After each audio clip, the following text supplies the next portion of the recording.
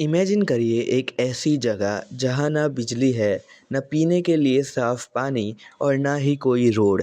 एक छोटा सा बच्चा रात के अंधेरे में एक धुंधली सी केरोसिन लैंप के सामने बैठा है। उसके पास पहनने को ढंग के कपड़े तक नहीं है, पैरों में जूते नहीं है, लेकिन उसकी आंखों में एक आग है। लोग सोचते हैं कि बदलाव लाने के लिए तलवार उठानी पड़ती है या चिल्लाना पड़ता है, लेकिन इस बच्चे ने पूरी दुनिया को दिखाया कि सबसे बड़ा बदलाव साइलेंस और एजुकेशन से आता है। ये कहानी किसी राजा या वॉरियर की नहीं है। ये कहानी है एक ऐसे शख्स की जिसने बिना आवाज़ के पूरे इंडिया की किस्मत को बदल दिया। स्टैटिस्टिकल इंटेलेक्ट का एक ऐसा राजा, डॉक्टर मनमोहन सिंह। साल था 1932। गाह नाम के एक छोटे से गांव जो अब पाकिस्तान में आता है, वहां मनमोहन सिंह का जन्म हुआ। बचपन में ही उनकी मां उनको छोड़कर चल बसी। दादी ने उन्हें बड़ा किया।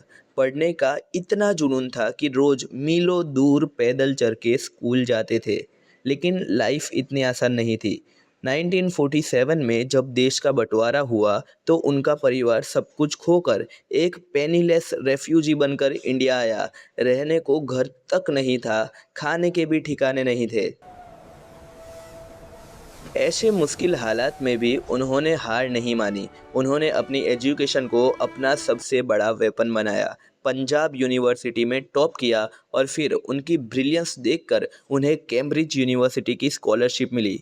जब डॉक्टर मनमोहन सिंह इंग्लैंड पहुंचे तो पास में पैसे बिल्कुल नहीं थे, पर जब वहां से निकले तो पूरे कॉलेज में टॉप करके निकले। इसके बाद ऑक्सफोर्ड यूनिवर्सिटी से इकोनॉमिक्स में डॉक्टरेट, डीफिल की डिग्री ली।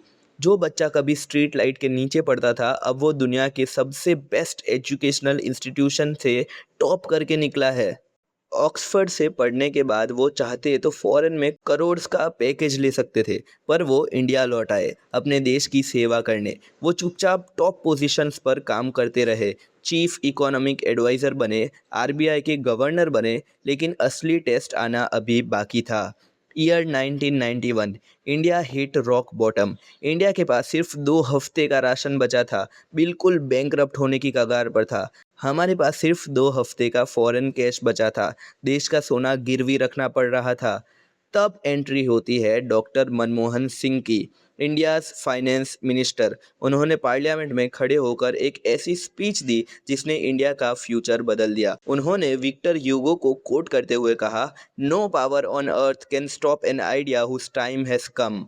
उन्होंने इंडिया की इकोनॉमी के बंद दरवाजे दुनिया के लिए खोल दिए। जो बदलाव उन्होंने किए, उसी की वजह से आज इंडिया एक ग्लोबल टेक और इकोनॉमिक सुपर पावर बन पाया है। उन्होंने बिना हल्ला मचाए इंडिया को एक नया जन्म दिया। ईयर 2004 में उन्होंने देश के 13th प्राइम मिनिस्टर के रूप में शपथ ली। वो इंडिया के पहले सिख प्राइम मिनिस्टर थे। उनका स्टाइल बिल्कुल अलग था। No loud politics, no big promises, सिर्फ काम। उन्होंने 10 साल तक देश को चलाया और उनके टेन्योर में क्या हुआ, उन्होंने लगभग 140 मिलियन लोगों को पॉवर्टी से बाहर निकाला। इंडो यूएस न्यूक्लियर डील करके इंडिया को ग्लोबल आइसोलेशन से बाहर लाए और राइट टू एजुकेशन पास किया ताकि देश का कोई और बच्चा पैसे की कमी से पढ़ाई ना छोड़ सके। 2014 में ऑफिस छोड़ने के बाद वो बिल्कुल क्वाइटली एक डिग्निफाइड लाइफ जीने लगे। उनके पॉलिटिकल राइवल्स भी उनकी ऑनेस्टी और इंटेलेक्ट की रिस्पेक्ट करते थे। और फिर 26 दिसंबर 2024 को 92 इयर्स की एज में इस ग्रेट सोल ने अपनी आखिरी सांस ली। पूरा देश उनके जाने के गम में डूब गया। डॉक्टर मनमोहन सिंह की लाइफ हमें एक ही बात सिखाती है कि आपका बैकग्राउंड क्या है, इससे कोई फ़र्क नहीं पड़ता। आप एक रेफ्यूजी हो सकते हो, आप गांव में बिजली के बिना पढ़ सकते हो, लेकिन अगर आपके पास नॉलेज है और देश के लिए कुछ करने का जज्बा है तो आप पूरे देश की किस्मत बदल सकते हो।